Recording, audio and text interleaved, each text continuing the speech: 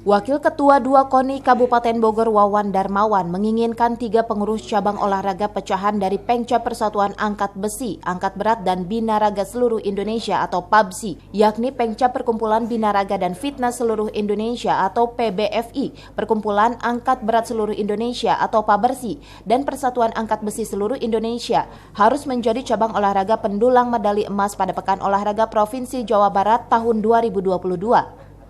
Ia juga menekankan dengan adanya pemecahan 3 cabang olahraga PABSI ini minimal akan lebih fokus dalam penggalian talenta atlet angkat besi, angkat berat, dan binaraga di Kabupaten Bogor.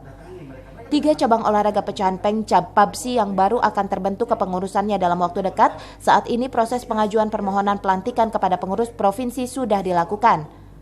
Wawan Darmawan berharap dengan adanya pemecahan ini bisa menambah raihan medali emas Kabupaten Bogor pada Porprov Jabar 2022 mendatang di Tasik, Subang, dan Bandung Barat.